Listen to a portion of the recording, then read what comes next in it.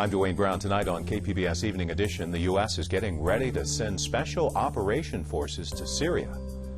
Plus, slow response times have been an ongoing problem in the city of San Diego, but will that change under the city's new ambulance service? Steam generators are absolutely critical safety features. Edison under scrutiny. A KPBS investigation finds the utility knew about a flaw in San Onofre's steam generator design, but didn't tell regulators before the equipment was installed. Critics are now calling for a federal probe. And it's Halloween Eve. We'll show you pumpkin carving like you've never seen before. KPBS Evening Edition starts right now.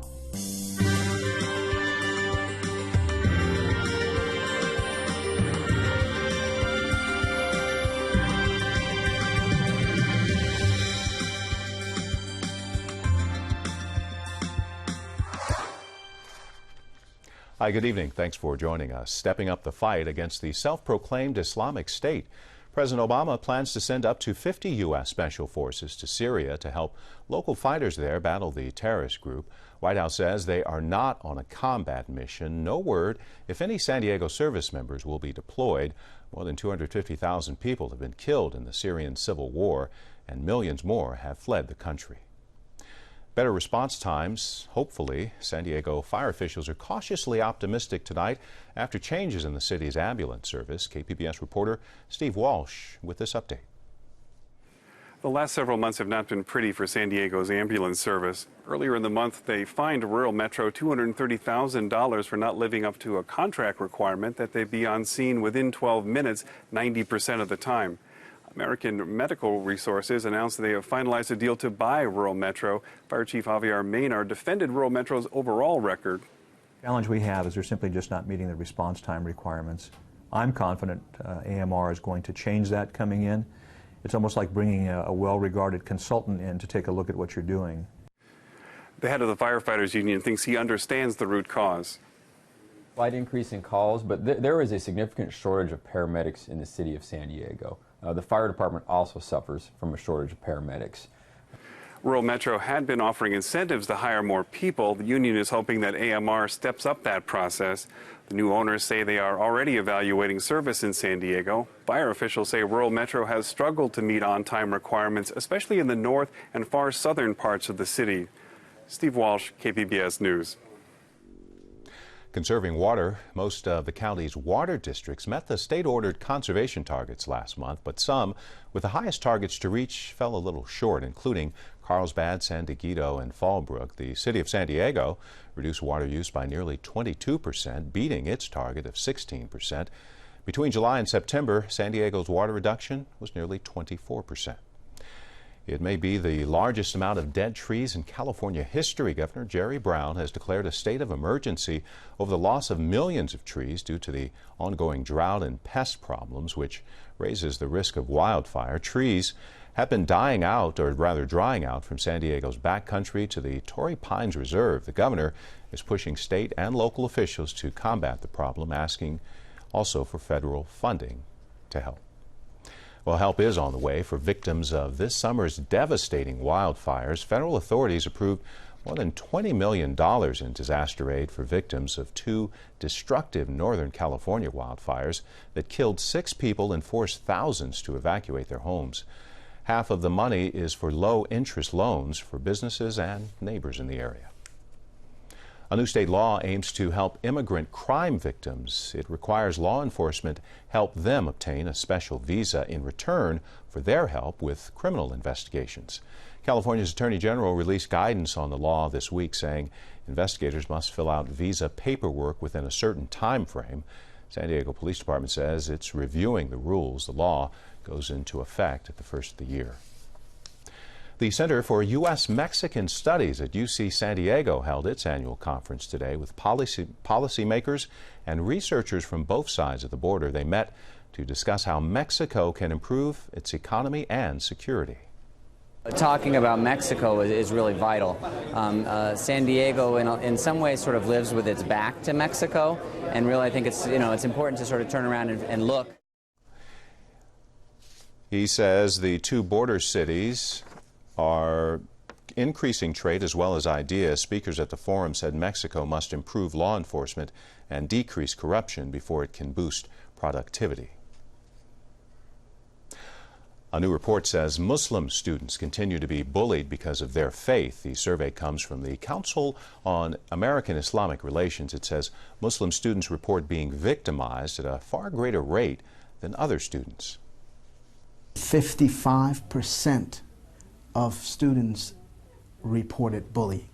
That's 1 out of every 2 students. That's major. That should be concerning to all of us. But always there is room for improvement, not only towards the Muslim kids, but towards all minorities that exist within the Unified School District. The group wants all school districts to include this bullying study in teacher education to help raise awareness. The World Health Organization says nationally about 30% of 15-year-olds say they were bullied. A brewing legal battle continues between a San Diego man and Miller Coors Company for what he says is false advertising. Homebrewer Evan Parent says the company is being deceptive, describing its product Blue Moon as craft beer. I'm really just looking for truth in advertising. I think it's important that consumers be told the truth about what they're purchasing, especially for an industry that's so important to San Diego and to myself. Federal judge now says Parent's class action lawsuits needs more information. He has 30 days to respond.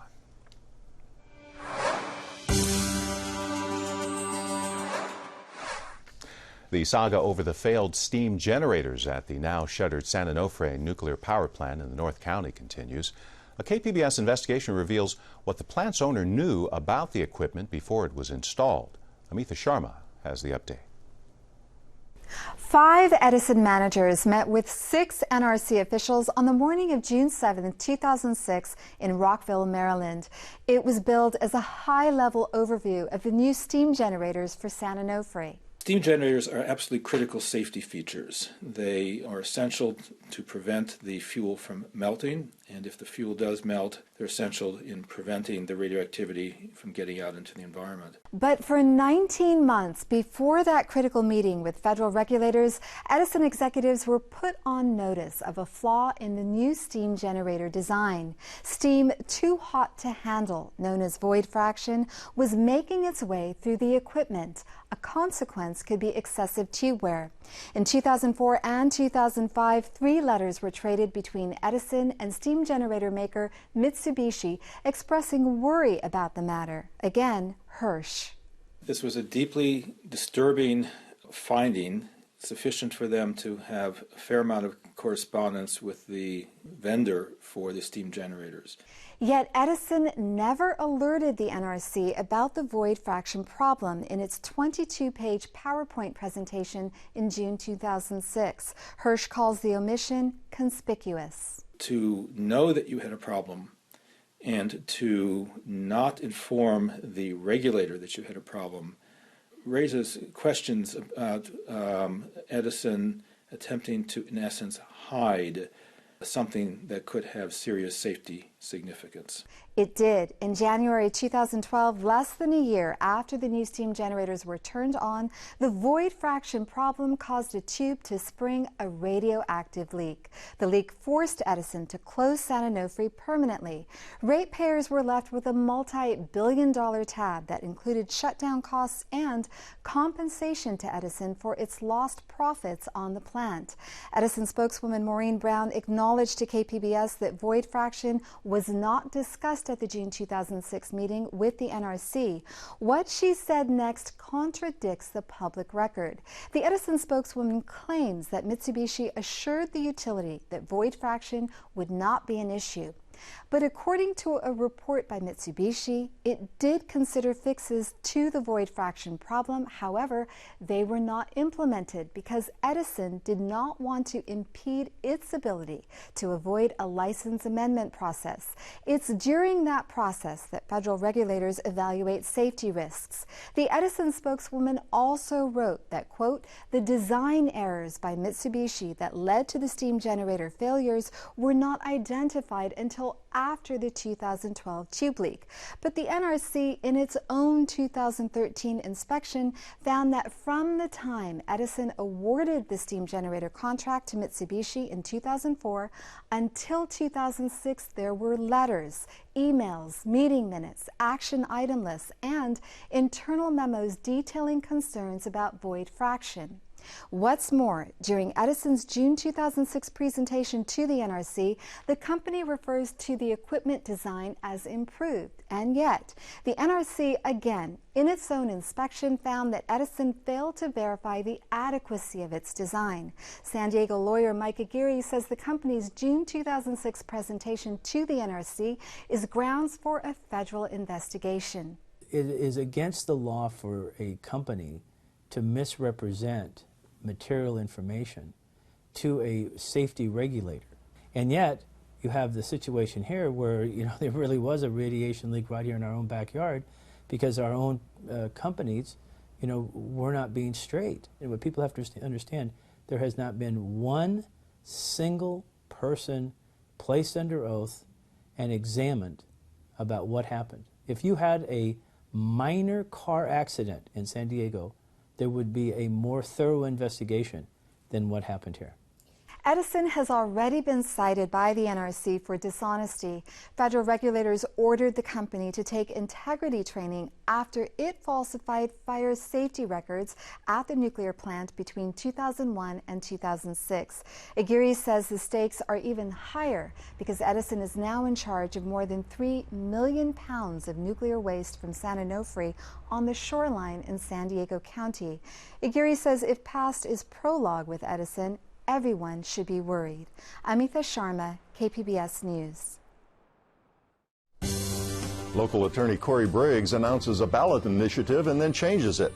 Mayor Kevin Faulconer finally has a Democrat to run against next year. And SeaWorld decides to fight for the reproductive rights of orcas. Join us for the KPBS Roundtable tonight at 8:30. There's a new law in California designed to help low-income families stretch their food dollars in a healthy way. Peggy Pico shows us how it works. Come January, the California Nutrition Incentives Act will leverage federal grants to provide a dollar-for-dollar match to people on the food assistance program SNAP when they shop at farmers markets. Here with how the incentive program works and its impact on local farmers are Orrin Hesterman, President and CEO of the Fair Food Network, and Anchi May, Manager of the Food Security and Community Health Program of the International Rescue Committee in San Diego. And Anchi, San Diego farmers markets already use a financial match program. How is this new legislation going to make that different? It's going to make it a lot easier for organizations like ours that are busy setting up the market, running the program, breaking down and doing all the admin to not have to also do the additional job of fundraising, writing grants, and securing dollars for the incentives each year. How does the match program work right now? You can go to any of the eligible farmers markets. There's 4 in San Diego: City Heights, El Cajon, Linda Vista, and San Marcos. The ones that are run by IRC are El Cajon and City Heights, the Market Match program. And you can use cash or EBT, and you swipe however much you want off your EBT card, and we'll match up to $5 that market day, as many times per year as you want to keep coming back to the market. And so if you swipe 5, we'll give you $10, 5 in cash or EBT to spend, and 5 on fruits and vegetables. At the Linda Vista and San Marcos markets, those have $10 matches. Wow, okay. Or in the legislation AB 1321, it goes into effect in January, as we said. How significant do you see this for families, but also farmers? I think it's very significant. Programs such as Market Match and Double Up Food Bucks that we run in Michigan and several other states are great. They give low-income families access to more affordable fruits and vegetables while also supporting local farmers with new customers and greater income potential and keeping those food dollars right in the local economy. These are all win-win-win benefits. And speaking of money, Anchi, the federal grant programs actually require some funding from private sectors. Do you see that as causing any problems? No, when you are in these programs, are running these programs, you really do have to have strong relationships with local funders, private foundations, public organizations, and then also, interestingly, at the Farm Bureau and IRC markets, we also have social enterprise as a form of revenue, where we're actually using a portion of our stall fees as market operators that goes back into the Fresh Fund market match programs. Okay, so we're talking about how to help families in need eat better and healthier, but this also has an impact on farmers. And Orrin, you're a farmer, former farmer and agricultural expert. What's your advice to farmers in dealing with another side of this, which is our extreme weather here when we're talking about the drought or El Nino? At Fair Food Network, Peggy, we believe that vibrant local food systems are really going to help create health, economic opportunity, and more environmental protection over the long haul. So we see one of the greatest protectors against the kinds of extreme weather events that happen, whether it's a drought in California or a flood in Michigan, creating more diverse agriculture in more local areas. And Anchi, would you agree with that? Are your organizations also kind of working on that side of it when it comes to extreme weather? Absolutely. Extreme weather has always, in a way, been part of the risk of farming day to day, and so market match programs like Fresh Fund really support farmers at the farmers markets to have more dollars to really support them. Incidentally, at the farmers markets in City Heights and El Cajon, we've got a lot of San Diego refugee farmers selling and making significant amounts of household income. So with weather events like El Nino and climate change, it's even more important to be supporting them at the market by shopping, but also these federal and state programs. Do you know how many people are actually enrolled in the match-to-match program or who use this at farmers markets? Just this year alone, we've enrolled about 1,000 market match Fresh Fund members, and since 2009, since Fresh Fund's been operating in San Diego, nearly 10,000 San Diegans. Wow, and that's here in San Diego now. We have to end on this very quickly, Orrin, but I wanted to know, I know that you're involved in a pilot program up in Northern California. Can you briefly tell us what that is? Yes, so Double Up Food Bucks is functioning in farmers markets in about 12 different states now. We are also now piloting it in grocery stores in Michigan, in Kansas City, and now working with some partners in Northern California to pilot this in 2 grocery stores in the San Jose area. Okay, we'll look forward to hearing more about that. Orrin Hesterman and Anchi May, thank you very much. Thank you. Thank you. It's one thing to carve a pumpkin for Halloween, but it's something else entirely to bring something to life with those carvings like giant spiders, a sea serpent, even dinosaurs, all created from pumpkins. As a Halloween treat, here's a look at the Great Jack-O-Lantern Blaze in upstate New York. This is the Great Jack-O-Lantern Blaze, and this is a display of more than 7,000 hand-carved illuminated jack-o'-lanterns lit up throughout the landscape of Van Cortlandt Manor. And it's not just single carvings. These are very elaborate constructions. We have a spider web that's 50 foot around that's made up of more than 200 carvings. We have dinosaurs. We have a sea serpent. We have all sorts of things here. We go way beyond your typical, triangle nose and eyes kind of thing. We have a very small team of about 20 artists who do all of the work that you're seeing. And they work under the direction of Michael Natiello, who's our creative director, but it's a very small team that does everything that you're seeing. This year we're at about 10,000 pumpkins for the whole season. Each week we carve about 1,000 new ones to replenish the ones that have rotten. It's Halloween themed and it's history inspired. We have the classic Halloween things, spider webs, ghosts, zombies, skeletons, but we also have 18th century decorative arts influences. So we have a whole showcase of 18th century pierced creamware designs into pumpkins. So we're trying to make connections to the history of the place, the history of the family, the area. Another case in point, the Irish immigration that took place in the late 1800s. Brought with them this idea of the jack-o'-lantern. So previous to that, many people, if anybody, carved jack-o'-lanterns during Halloween. But it's an Irish tradition, and specifically a New York Hudson Valley tradition that kind of spread from there.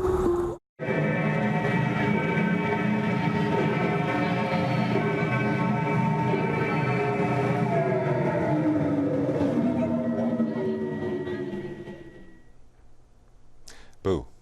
Kind of cool, huh? That story produced by Jenna Flanagan of Innovation Trail, a reporting collaborative made possible by the Corporation for Public Broadcasting. I'm Gwen Eichel. On the next News Hour, Mark Shields and David Brooks analyze a full week of news. That's Friday on the PBS News Hour.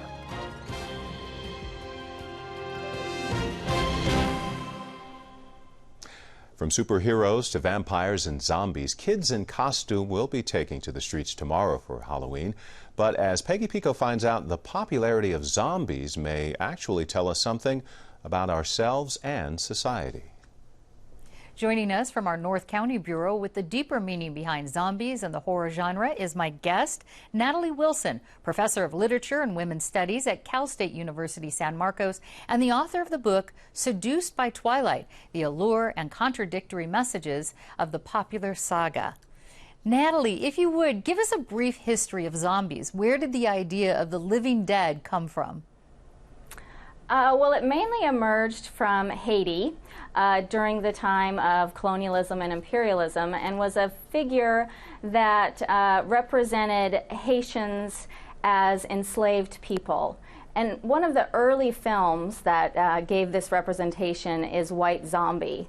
And in that film, the Haitians are represented as zombified worker slaves.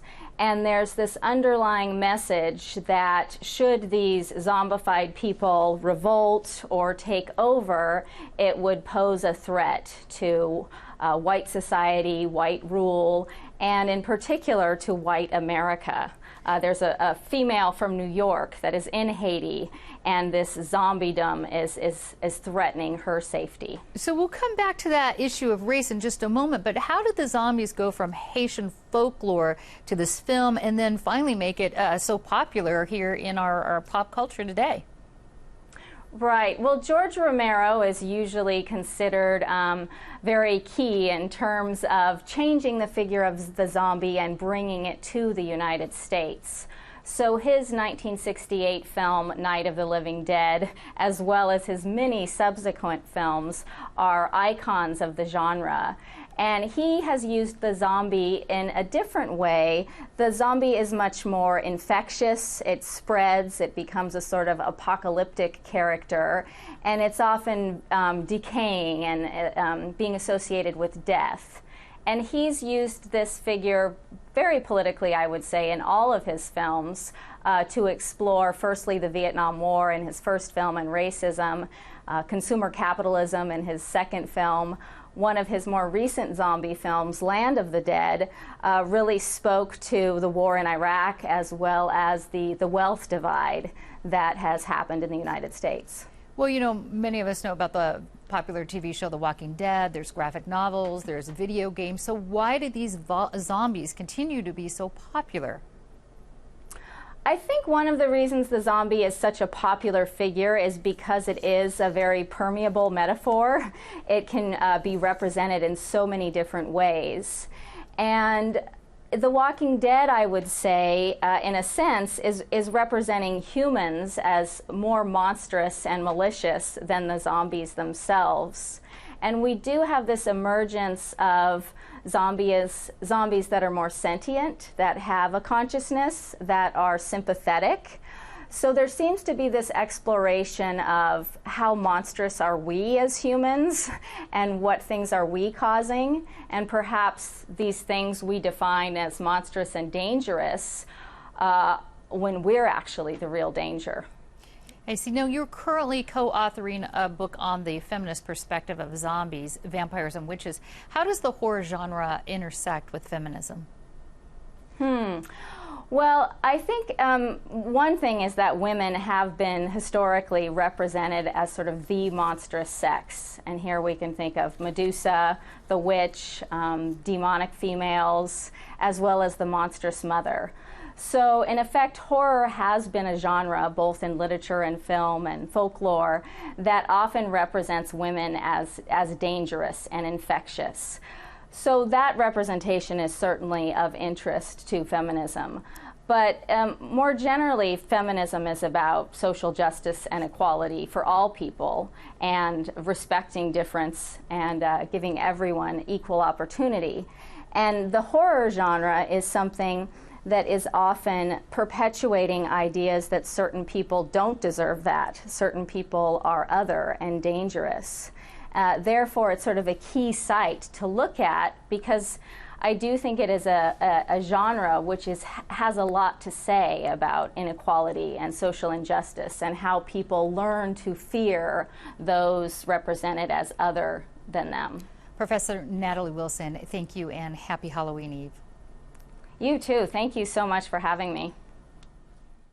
After all the Halloween treats and good stuff, time to fall back an hour. Don't forget to set your clocks back 1 hour tomorrow night before you go to bed.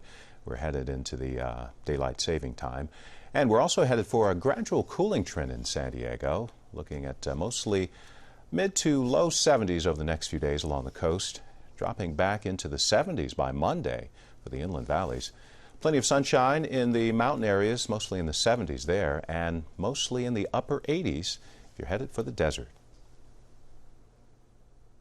I'm Dwayne Brown. Welcome to a special broadcast of KPBS Evening Edition. We're on the deck of the USS Midway Museum, right next to the downtown waterfront. That's right. Okay.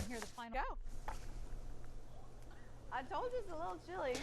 Well, it takes a village of people behind the scene to pull this show off. I want to thank all the guys behind the scenes as you see some of the highlights of my time spent at this wonderful place called KPBS. Thank you for allowing me into your home the last few years. I will be returning to my first love in this business, radio, back to the network level. And yes, you will still be able to hear my voice on KPBS radio. Thank you so much. Good night.